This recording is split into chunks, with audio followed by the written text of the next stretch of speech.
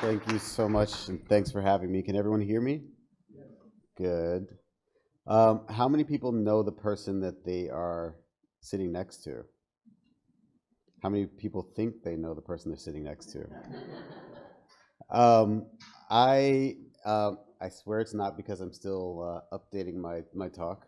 Um, but I have a question and a favor to ask of you, which is related to this first slide. um, but I'm not going to leave it up for long. Um, gotcha. um, so this is I realized I just went to the bathroom and I was thinking about it. I was like, you know what? You're a human retweet. That's what I took away from the last panel.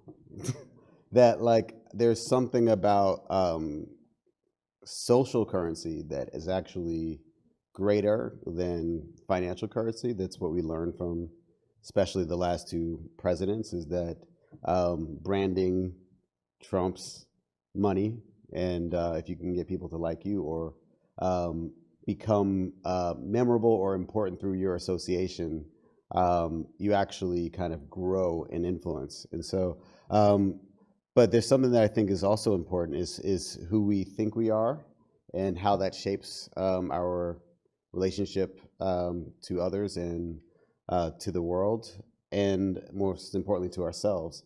And I found this in a in a magazine called the Negro Digest in 1961, and it spoke to something that my mother told me about in her experience as a child, African American child, when she when she had this best friend who was next door neighbor who was a white girl, and she came to her house in one day when she was like 7, and she came to play with her, and um, her friend opened the door and she said, you want to come out and play? And she's like, my mommy told me I can't play with dirty niggers. And my mom felt devastated because this was like her best friend. And she never, when she told me about that story like 30 years later, it still affected her. And she's like, she didn't know really what she was being called or why, but she knew it hurt. And I think that everyone has a day in their life, whether it's because you're too tall, too short, too funny, too weird, too smelly, too unlike your parents, to where you discovered you were othered. So I would like for you all to take 4 minutes to speak to the closest person to you about the day you discovered you were othered.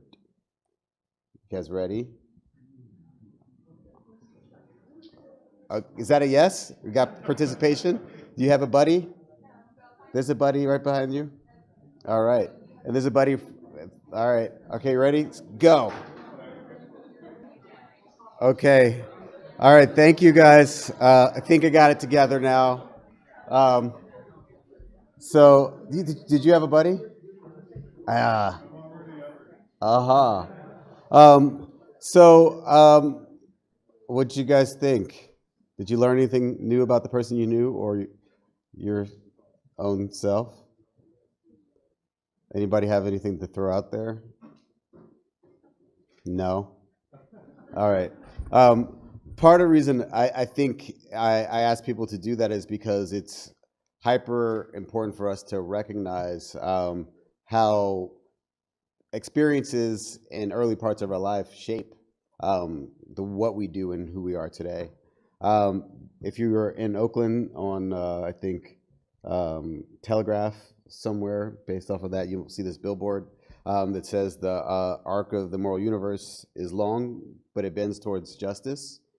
It's a picture of, there are several different versions of this by an artist named Chris Johnson, a friend, former professor and collaborator, in collaboration with the Oakland Museum and For Freedoms, where we have asked institutions to kind of flex their muscles, like SF MoMA and UC Berkeley, to frame our conversations about what we all do differently in an interconnected way. So the logo on the bottom right, the left is the For Freedoms 50 State Initiative logo. And the 50 State Initiative is a national collaboration, which we're framing as the largest It's just true. It's the largest creative collaboration in American history, where we are doing exhibitions, town halls, billboards in all 50 states, plus DC and Puerto Rico, with the intention of trying to embed greater critical discourse into civic discourse. And it's just really amazing how this thing could come together in less than a year. And we're currently collaborating with about 210 institutions and doing about 400 different events. And anybody know where that quote comes from? MLK? Anybody else have any guesses? Barack Obama? Well, I just Googled it because I didn't know. And it's actually by Theodore Parker, who is a reformer whose words and popular quotations would later inspire speeches by Abraham Lincoln and Martin Luther King. So I wasn't the only human retweet. But it's fascinating, our notions of what the truth is and how things become fixed. And there is this form of cultural ownership and authorship that kind of gives certain credibility, but we're all always in conversation and borrowing, learning from one another.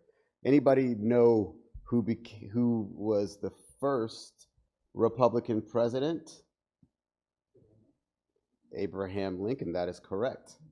Does anyone know about the popular movement that preceded his election?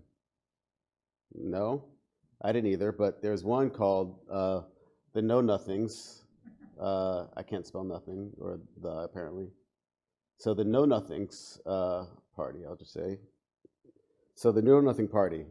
So the Know Nothing party, I'm just gonna go here, hopefully that also known as the Native American Party, or the American Party, was a party that dissolved, ironically, in 1860, founded around 1840, and you can't really read all of this, but they were essentially a populist, anti-Catholic, nativist, American nationalist, republicanist party, which was motivated by the huge influx of immigrants from Italy and Germany, who were largely Catholic, and Ireland, but soon to be Ireland. But the fear was that they would be more loyal to the Pope than they would be to the American government, and there needed to be ways to undermine this kind of immigration wave.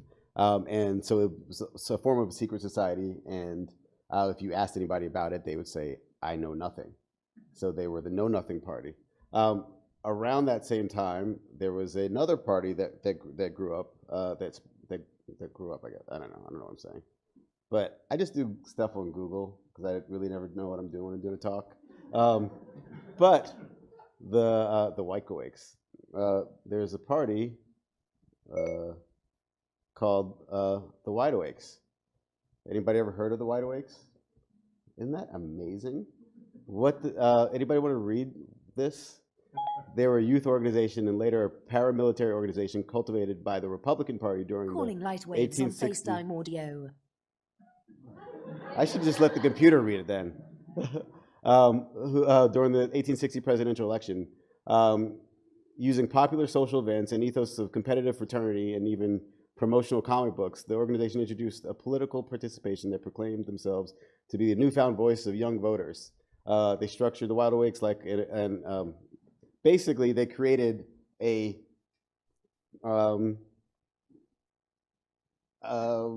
political movement that rose to be around 500,000 members in the course of a year by kind of activating young voters. And when I go back to Google,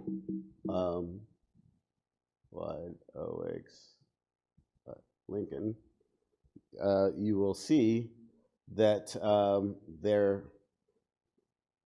this is how they dressed, which was pretty cool. They wore cloaks. They framed themselves as the political police. They were fighting against voter intimidation because the Republican Party, which did not exist in 1859, was founded on the principles of anti-abolition, immigration, and what some might call progressive values. And what was amazing to me when I started to find out about the Wide Awakes is that, first of all, a lot of smart people don't know about them, but it is the prototype of a kind of ground up political campaign.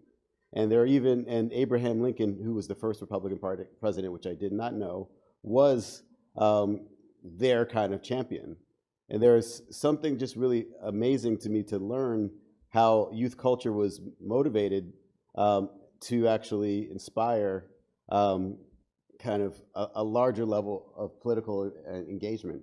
This is an ad, I can't remember where it's from, but it says, it's the Democrats trying to steal their way into the White House, and there's a young Abraham Lincoln saying, gentlemen, you needn't think to catch me napping, I'm a regular wide awake.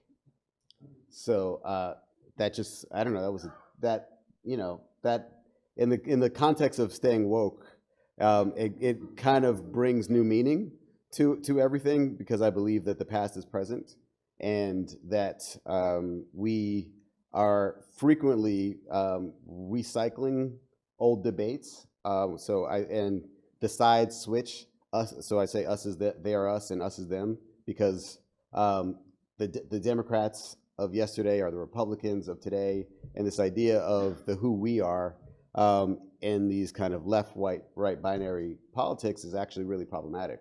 And because everybody knows that one side is going to lose, you know, and how do we start to think about being in a political system that isn't about picking teams?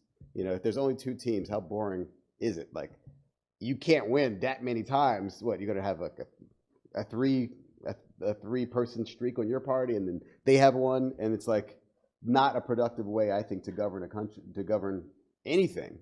And so I'm always trying to find ways to reveal kind of hidden truths that are in plain sight. Many people said after Michael Brown was killed in St. Louis, in response to the Black Lives Matter movement that sparked out of Ferguson, Missouri, all lives matter.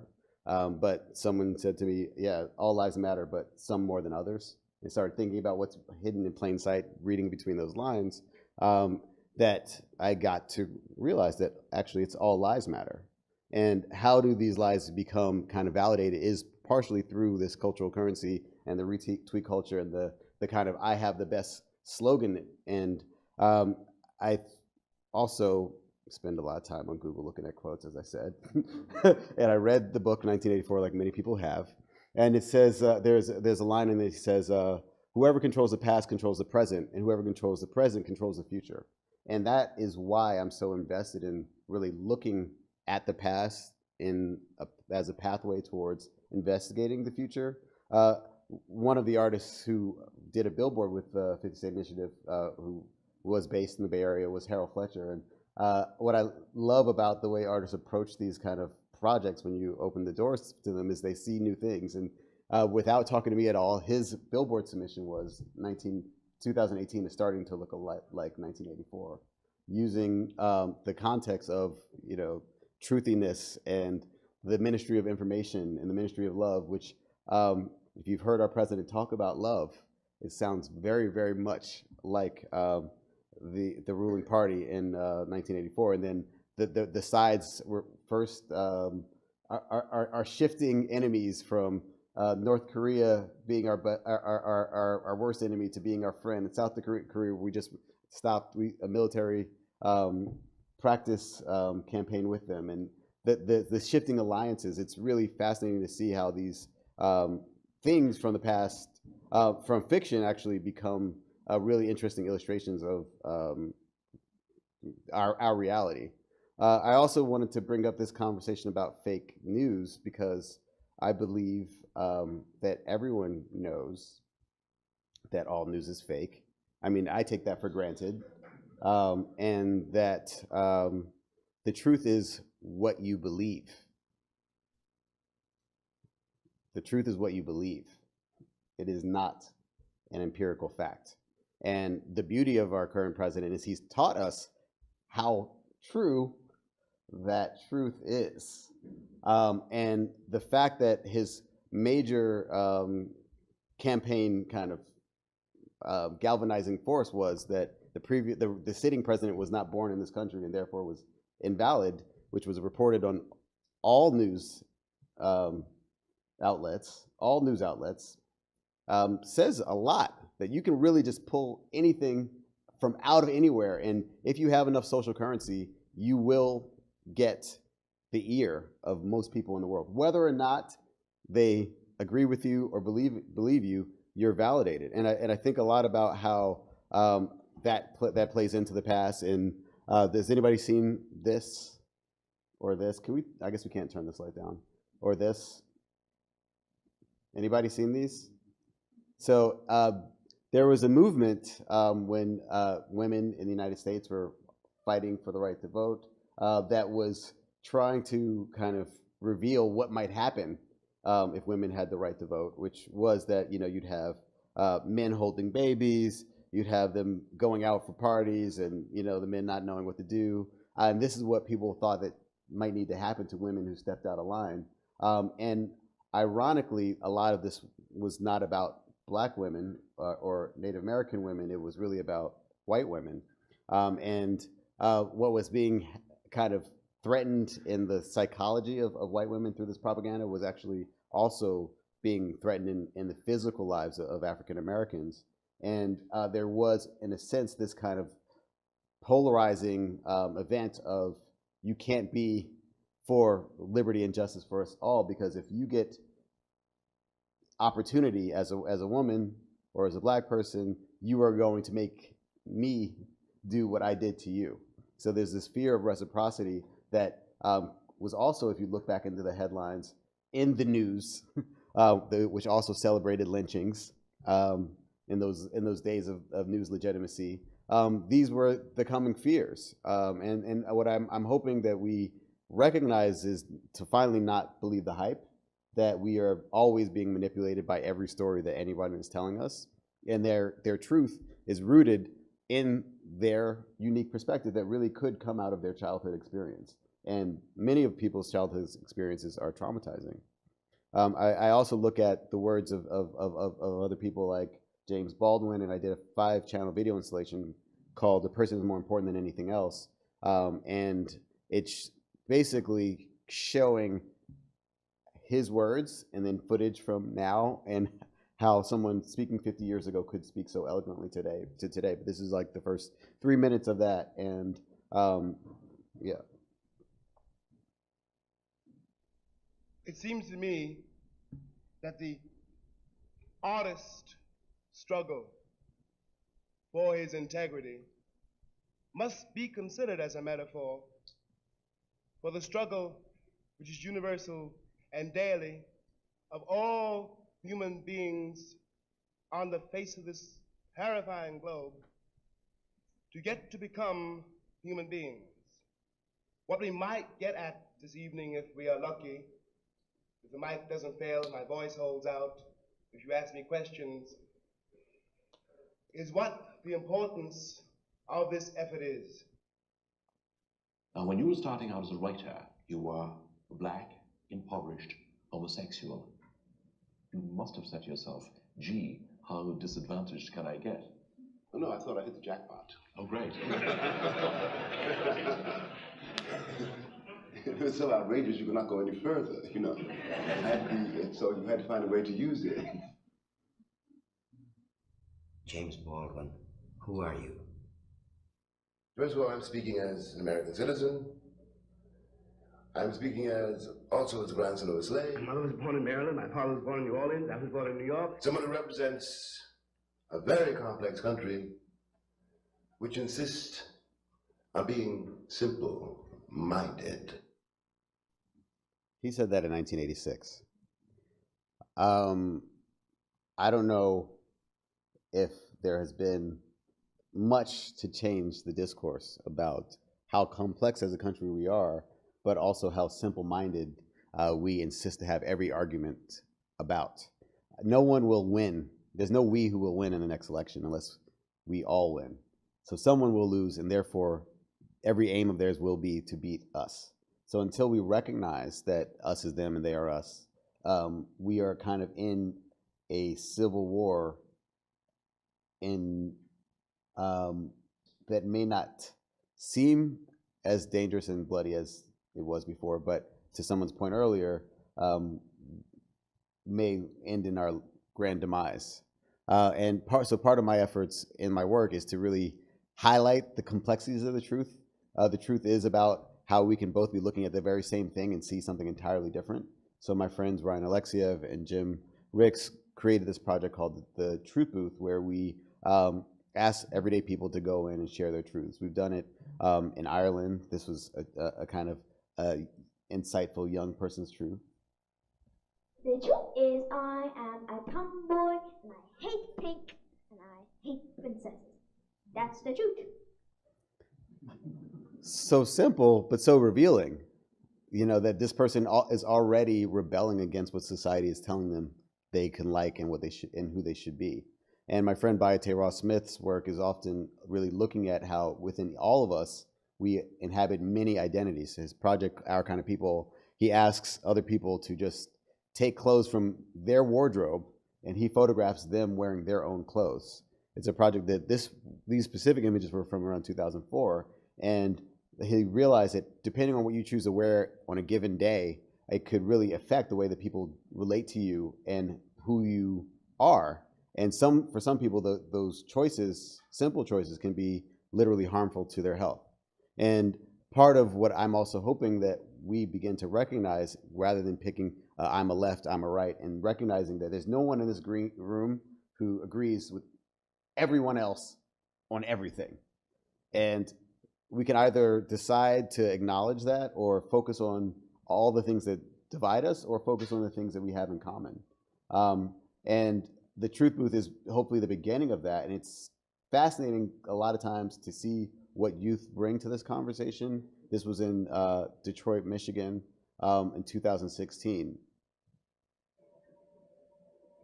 The Muslims that are so-called terrorists are not Muslims. Please believe me, I am a Muslim myself. The Muslims are kind and nice people.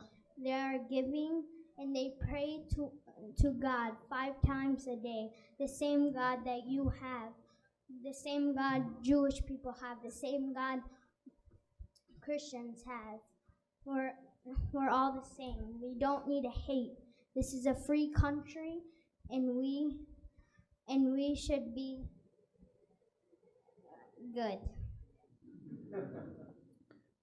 But again, why should a 9-year-old or 10-year-old have to claim their right to be seen as a human being and even good in the context of a country that's designed for everyone to be free? And I think about how elements of popular culture reveal that. This is a movie called Head of State.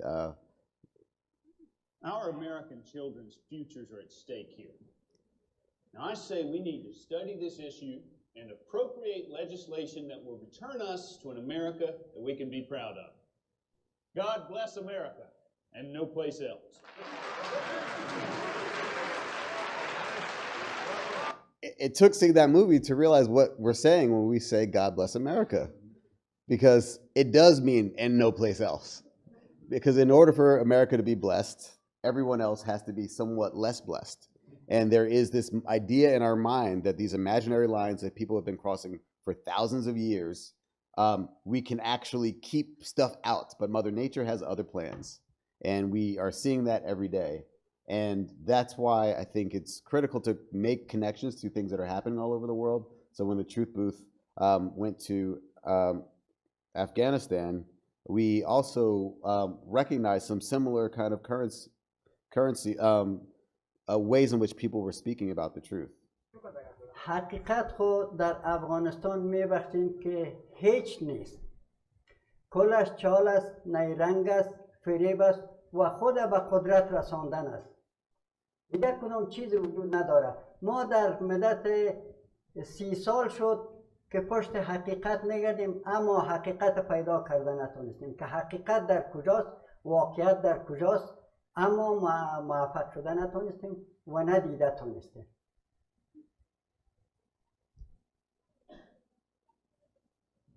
حقیقت این است، از ظاهر آزاد بودن هستیم، عمل میخواهیم. It's and there's so much more, but the resounding similarities of people in South Africa, in Ireland, and it's currently traveling in Mexico, remind me and prove that we all have the same issues everywhere in the world and are wrestling with how to become the best version of who we can be in dealing with universal issues of governance and the founding principles of who we are, even in our United States, belie some real complexities about the current moment. The first three words, the preamble of the Constitution, are "We the People." And this is a quilt I made that is made of prison uniforms, and the words spell out, if you can see, "We the People," because in order to become free in this country, you almost do have to navigate this incredible maze because it was not founded on the principles that it pretended to be about. That's why all lives matter. And even today, we don't mind imprisoning people from other places in this land of the free.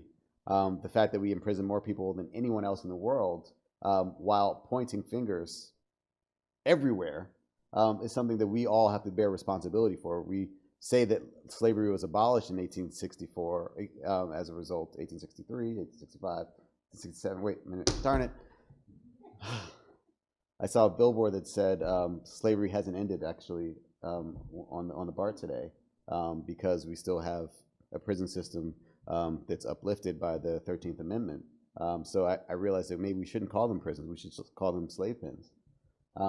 And artists, activists, civic leaders like Brian Stevenson recognize that there is a role of creativity in civic life. And he launched an incredible initiative only 3 years ago called the National Memorial for Peace and Justice, a memorial to the victims of lynching across the United States. And part of that was because he recognized that people need to have a place to come together to recognize an atrocity, but also to come to terms with it. And part of that is about storytelling.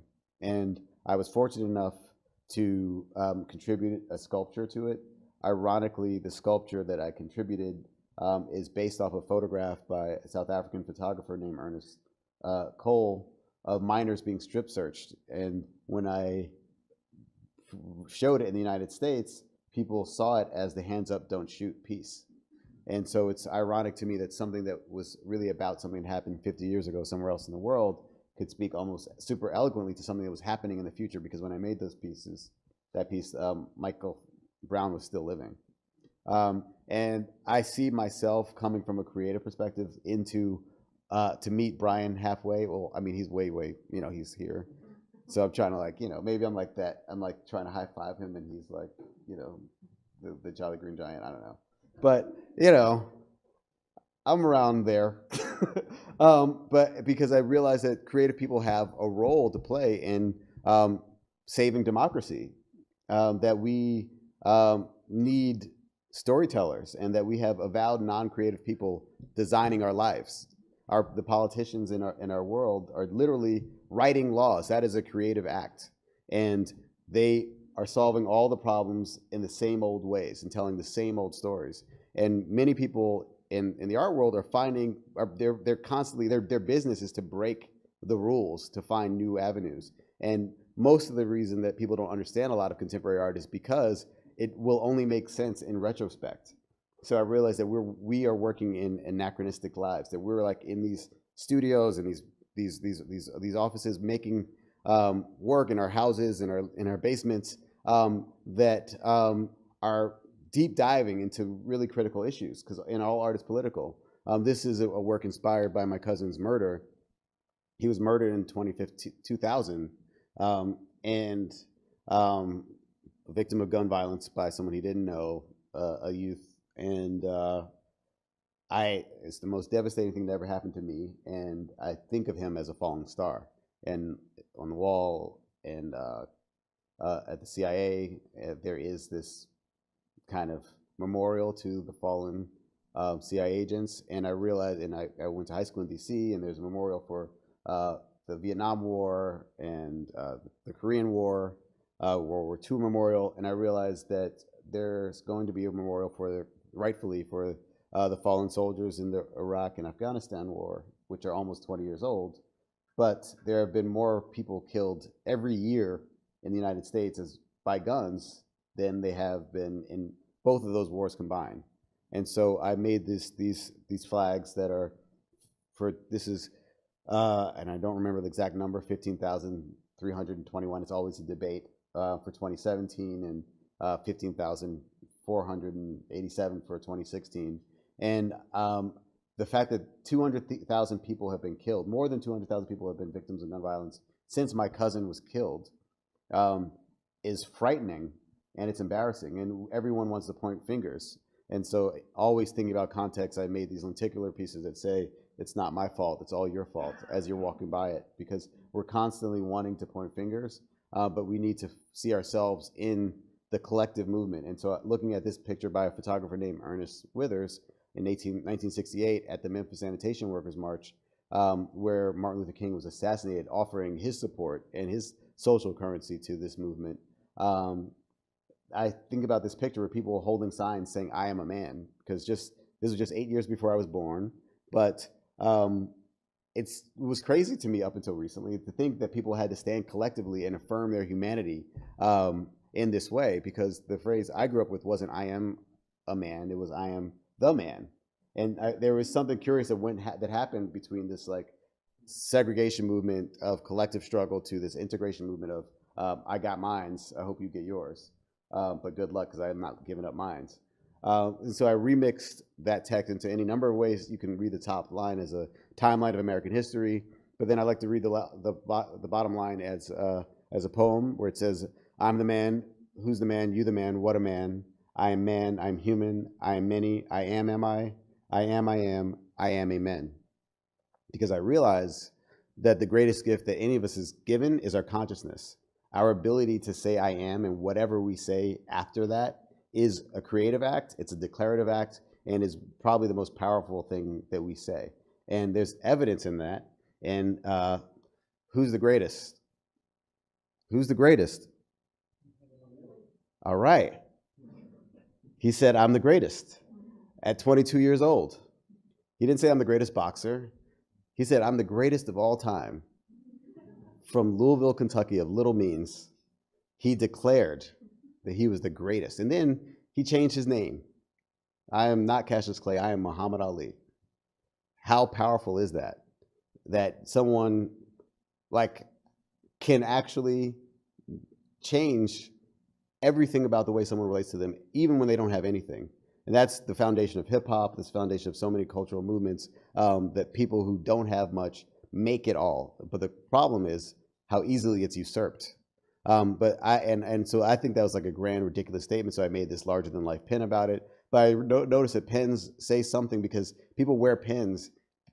It's like wearing your heart on your sleeve. And so I looked at political pins, like this one from 1968, also "Keep the Faith, Baby," which was Adam Clayton Powell's slogan when he got in political hot water. But I think it's still relevant today. And there's an artist, there's a wonderful artist from South Africa here, Nolan Oswald Dennis. Can you raise your hand? I love South Africans because they keep it real. They don't hold back on any intellectual discourse in any situation. And my mother-in-law is from Zimbabwe, which is not far away, and you know where you are with people. And what's amazing about that is how people have the rigor that I think is often missing in the United States. I know there's other issues in South Africa, but it's something that I find it inspiring because of the Truth and Reconciliation Commission and various other ways that people are trying to address and have addressed cultural problems.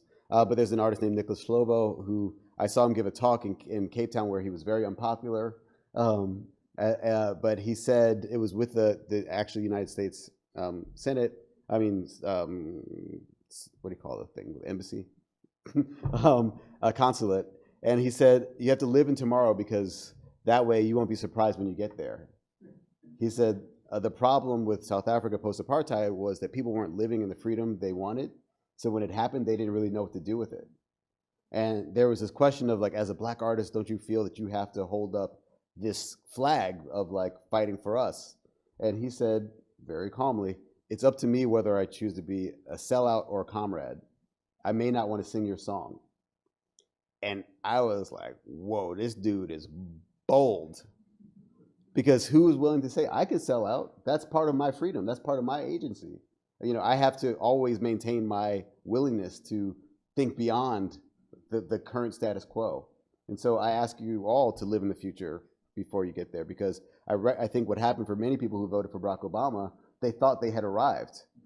And that was the problem, that they put their feet up and were waiting for the Messiah to do his thing. And so my friends and I started thinking a lot about where we fit into that. And so we founded this organization starting in 2015, before our current president was running, thinking that artists have a role in civic life, and really looking a lot at the work of FDR, who said that everyone is entitled to 4 basic freedoms as a president: freedom of speech, freedom of worship, freedom from fear, and freedom from want. This person who espoused these universal human rights, which were written into the UN Charter, actually was ironically also imprisoning American citizens at the same time that he was saying that people should be free of tyranny from their governments all over the world. And I don't think we're any more hypocritical, less hypocritical than he is. But it's important to look at who we are today. And so we founded FOR Freedoms as a super PAC because we thought that if we put on some suits and we went to the FEC and we and the IRS, that people would take us more. You know, there's a lot of artists doing political work, but like, we are a super PAC. Did we know what a super PAC was? No, but it got press, and it gave us social currency, and it gave us an ability to go to a commercial gallery in Chelsea and say, we're going to turn your gallery into a headquarters, and we're going to like call up artists that would never talk to us before and do big stuff. And we were able to kind of use the commercial system in a way to actually bring people to a political discourse, which was really astounding. You know, there were artists like Michelle Pred, who lives here in Berkeley, who came out doing a project, having people write letters to their Congress people. We have another Bay Area collective, the People's Kitchen Collective, making remedies for white supremacy. Someone had white tears as their remedy. But then we started to do kind of activations out in the public where this is in Atlanta, Georgia, where we had lawn signs that said freedom from, freedom to, and freedom for. And who would have thought that this police officer would say freedom from police brutality? Because we don't see that when we look at him in his uniform. He becomes not a person of many stripes. And then we were able to do art fairs and go around the country, and even had a laptop stolen. I don't know why that's in there. But we started to hold these town halls in these spaces and invite artists like Dred Scott, who made his own version of a political ad because he's anti-American capitalism entirely. And we realized that we needed to be FOR freedoms, not FOUR freedoms, because if we wanted to be forward thinking, we had to be for freedoms that we didn't even personally agree with. It was a challenge, but also empowering for me to invite this person, Domingo Borges, to participate in our project as our first artist in resident, because he was 8 months out of prison where he'd been there for 30 years, no, since he was 24 years for murder. And 10 of those years were in solitary confinement. And so he was our resident on prison reform. And we were really and this is in a commercial gallery in Chelsea where someone was paying like $50,000 rent. And the idea of thinking about something, and then we got the Norman Rockwell Museum to loan us these posters, and thinking about how our creative engagement can actually open new doors was really exciting. Having artists like Rashid Johnson, Andrea Fraser, and Bowers, and Trevor Paglin, who soon won the MacArthur, who I also met here in Berkeley, who went to Berkeley. But his job as an artist is to spy on the American government, and he spies on drones. And we asked him to make a work, and we don't edit anybody's work. And he's like, okay, well, I want to make a voter registration card, but also that actually reminds us that every time you vote, you're probably voting for war, because the military-industrial complex is every candidate is invested and embedded with that. And so these were actually there were people who were registered to vote with these cards on top of them. And this collaboration also got us to get the Brooklyn Museum to do some weird installation with these lawn signs that we eventually got them to take outside. And it's just fascinating to see also how new people's voices, people who don't see themselves as artists, become part of it. And then one of the images in our exhibition, I got asked to take over MoMA's website, Instagram, and then I posted an image from that, and that all got 28,000 likes, that this work has now been up as a permanent installation in LA. Or Dred Scott, his billboard after Philando Castile was murdered, his flag, which said a man was lynched by the police yesterday.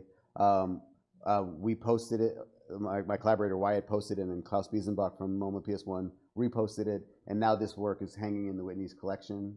It was just part of their exhibition on protest.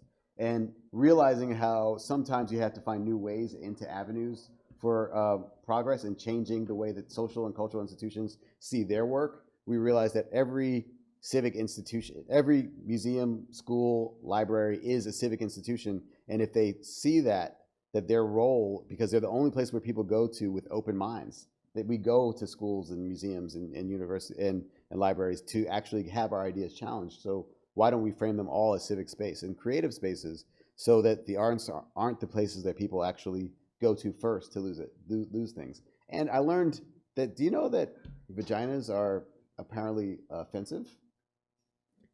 This was an ad that Marilyn Minter made, and I posted it on my Instagram, and it was reported as offensive. And I was like, if there weren't for vaginas, where would we be?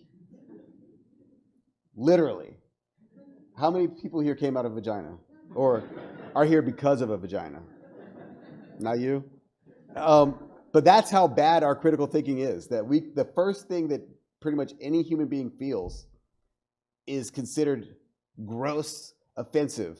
And how could we ever really be a loving society when we can't even embrace literally the core of human life? And so artists like Carrie Mae Weems reminded me of complicated ways to say things. So we didn't want to choose a candidate because, if we chose a side, then this side loses. And we're always, art is not for now, it's for hopefully ever in generations. So Carrie Mae Weems did this billboard that says, with democracy in the balance, there's only one choice. And that's open to interpretation, but it also challenged us to think about what that really is. And we also revisited a photograph of the Selma to Montgomery March, trying to ask a critical question that was missing in all of the last 2016 campaign, which was, when was America greater for more Americans than it is today? The billions of dollars that were used in all the media, not one, that narrative of like, was America ever greater for more Americans than it is today? No money was spent on that, making that argument. That's how I know that's all fake news. Because someone can say that, because you know who else said that? Ronald Reagan said that, Bill Clinton said that, George Bush said that, Barack Obama said that. They all said make America great again. And the language that they use to manipulate us into believing that things are possible through empty words like hope and change. If you don't have hope, I hate to tell you, you're dead. And change is inevitable. And many people thought that someone being elected with those words was inspiring. I thought it was frightening, because I was like, what is that? And that's when I realized that it was a branding game, that you can get people to buy into empty words without any. That's why so many people were disappointed. It's like, oh, I was hoping for something I didn't know what I was hoping for, but I was hoping for change, and it's not the change that I was hoping for.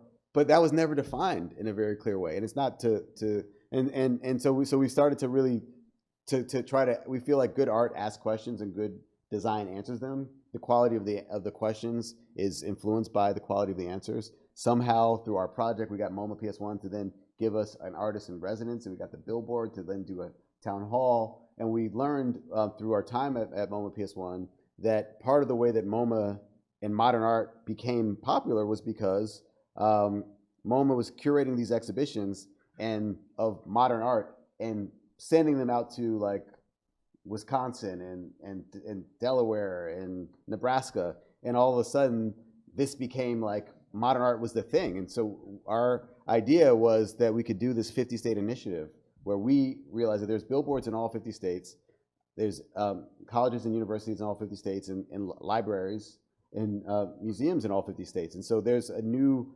infrastructure or roadmap that could be developed through actually connecting these organizations. And so we called up pretty much my friend Eric and I started with calling up everyone we knew, and we realized that we knew people in 38 states at these institutions who are literally framing minds. And so we built this network of the 50-state initiative, and our goal was to do exhibitions, town halls, and billboards in all 50 states from September to November of 2018.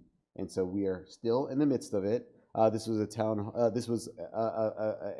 a dinner that was held and created by Creative Capital, where they decided they wanted to do these Freedom from Want dinners with over 400 people are hosting these dinners, and this is a re-installation of the billboard of the lawn signs at the Brooklyn Museum in collaboration with a collective called the Brooklyn High Art Foundation. Do not disappear into silence. I just saw on Instagram. This is in North Carolina from the Harvey B. Gantt Museum.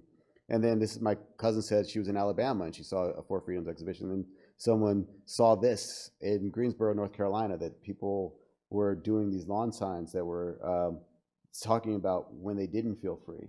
And it's just fascinating to see how institutions are doing their own work, the same work they always do, under a different name, because when you call something art, it allows people to think creatively about what they already know. And when you say there's something, it's political, it implies that there's something at stake. And so what we want to do as For Freedoms, which hopefully includes you, because it is not anyone's, it's an open source platform that is about engaging and challenging this idea of who we are as a country, because we believe that really that citizenship requires participation. Of course, I don't know what I just did there, but well, part of what we did is we revisited Rockwell's For Freedoms and decided we wanted to make them look a little bit more like the America that we see today, knowing that at some point they'll be outdated. And we asked celebrities and everyday people to come together, and people that didn't know each other. And for instance, we realized there was no one picture that was going to consolidate it all. So we thought we were going to make 4, and then we wound up making 82. Because this picture, we have one, the first one that I showed you of Freedom from Want is, this is an African-American Christian who married an Afghani Muslim woman and their children who are confronting multiple identities. But then there's this Japanese-American family whose father, this is an artist, Tad Nakamura, whose father was interned by the US government, tucking his son in the bed. And there's this couple, the same-sex couple with their 2 sons, and recognizing that there's no one true way to be an American, and there's no one true way to represent us. And when we can start to embrace that there isn't this generic, iconic version of who we are, and we start to look at the complex layers of what it means to give everyone a seat at the table, which means that we have to make more space, then the work can really begin. And so we were super excited to do this billboard project where we did a Kickstarter campaign, and we literally somehow managed to do exhibitions, town halls, and billboards in all 50 states. But we didn't know that there weren't billboards in all 50 states, because some states are smart. And so we then wound up collaborating with institutions to help us put up public signs. But these are some of the billboards that some of the artists created. This is in Tennessee. This is in Wisconsin by Paula Crown or Rashid Johnson. His Anxious Crowd is anxious. This is a billboard that Ewald Risku we put up in. We put this up in Atlanta, and someone sent us a picture. It was shot by an arrow, which is kind of amazing as another form of creative political discourse. Or Chris Johnson's billboard in Maine, where they don't have billboards, is at the Maine Center for Contemporary Art, says every refugee boat is a Mayflower. Or in St. Louis, Derek Adams' billboard, ride, walk, drive, march, vote. I was able to, in St. Louis, put up this billboard that says All Lives Matter. And what's been fascinating is to see the responses, but also the way that the media needs something to talk about. That's what our president has taught us. It doesn't matter what it is, as long as you give them something to talk about, they are happy to actually reiterate it, whether or not they know if it's true. You know, it's like if it's on Google, it's definitely true, as I just showed you. But then artists are doing really challenging things, like like Richard Mizrak, who lives also in the Bay Area. He's been photographing along the border. And does anyone know what Romans 13:10 says? Therefore, love does no harm to labor. Therefore, love is the fulfillment of the law. And so some people think that only one side has control of Christianity, but some people might say that all ideas and all faith belong to us all. And how do we start to say that I am you, using Gordon Parks' images at the Brooklyn Bridge? It's just crazy. That's all I got to say.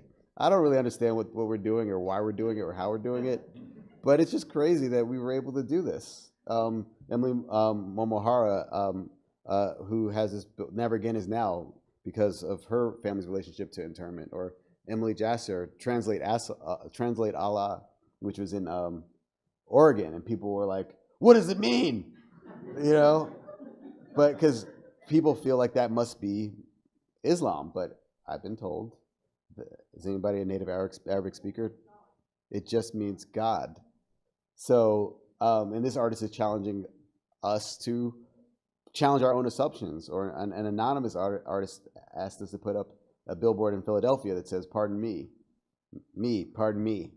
You can read your own interpretation into that. And strangely, this billboard went up in South Carolina 2 weeks ago by Dustin Yellen. So we're collaborating with institutions, and ultimately what we want is liberty and justice. That's all. So I'd like to end just on some work that I have up on Third and Mission that was also somewhat of a coup in my book. The last words that I heard my cousin say on a recording, which I found after he was murdered, was "Love overrules." And it's just amazing to be able to put his words 20 years later outside as a public statement that has no other intention than to challenge what we're buying into. Thank you. So if anybody has any questions or has to go to the bathroom. We'll take one or two questions here and then more questions outside over beverages.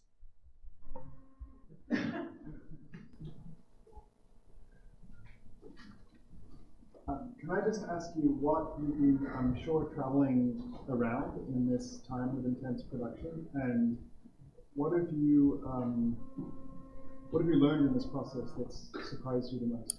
Well, one of my collaborators, Eric Gottesman, just came from Nebraska. He was in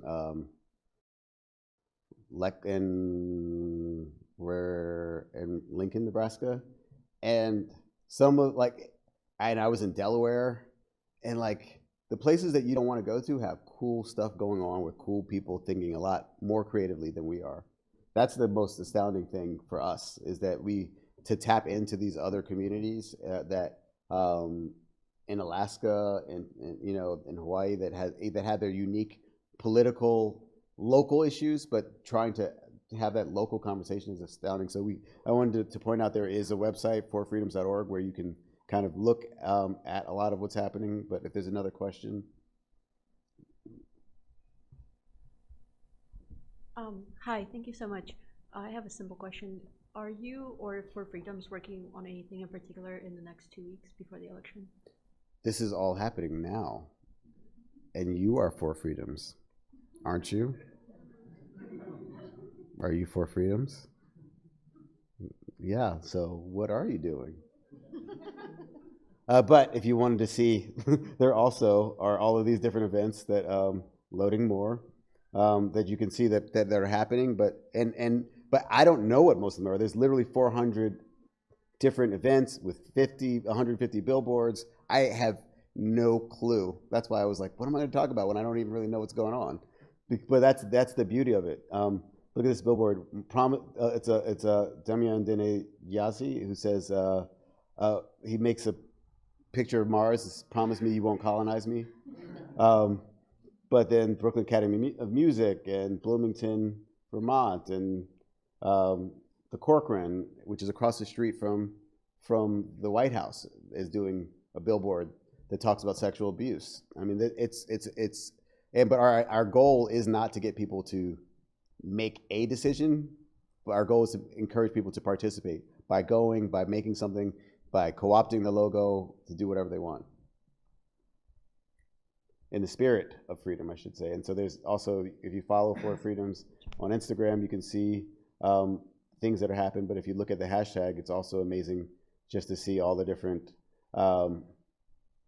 there's 3,500 different hashtags in the past few months. And then the 50 State Initiative hashtag is also got 1,300. And literally, I don't know, like, it's just astounding, and it's inspiring to see how we can start to shift and hack our way in. Thank you so much. Now, in your journey as an artist and in this project, what has been your experience of the participatory public? The way you bring the art and the spaces, it is also possibly a space of co-creation. And if you would like to kindly share, what kind of creativity gets emerged in this process. My quick second query is, just in terms of thinking about, since there is also a running discourse of post-truth now, how about a slogan, as you say, all lives matter, all truths matter?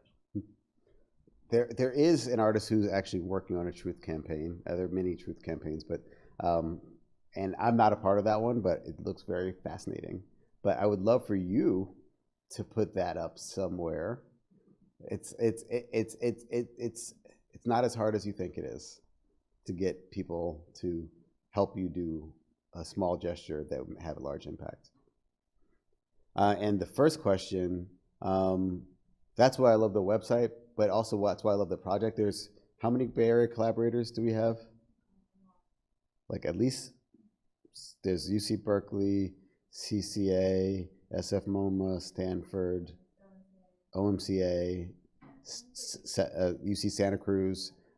They're all doing different For Freedoms projects, and there's an exhibition opening at the Hubble Galleries at CCA on Monday. But the one experience I can just say that really affected me recently, it sticks with me. I was in the south side of Chicago in a food desert where someone created a community garden, and the Smart Museum decided to have a town hall with people from March for Their Lives, a 50-year-old artist collective called Afrocobra, and the people who run this community garden. And I was in Delaware the next day, and I've grown to appreciate Delaware a lot. But I was not looking forward to go to Delaware, and they asked me to host a town hall around education reform in the state of Delaware, which you can imagine I was super excited about as an art project. But when I got there, there was like the former head of the Board of Education. There was a person who works at charter schools. There's a charter school advocate. There was a public school teacher, a mother, and an activist for 60 years against the food, who helped integrate the schools, and me. And it was just fascinating to see all the different ways in which people got up and they advocated for their positions. They were respectful but disagreed, but and no one walked away feeling like I know exactly which side I'm on, but heard multiple sides of really complex issues that in Delaware that I was like, it was one of the most surprising and fascinating things I'd had, because if I was like, why didn't I ask them to do a town hall? Why me? And again, it was just a really touching, amazing experience, and that's what I love about For Freedoms, is that we are invited to amazing situations, because the creativity of others is so much greater, and so this hive mindset that is not about getting the viral, like, hate kind of news, but hopefully in small ways elevating discourse. Thank you all. It was a great afternoon.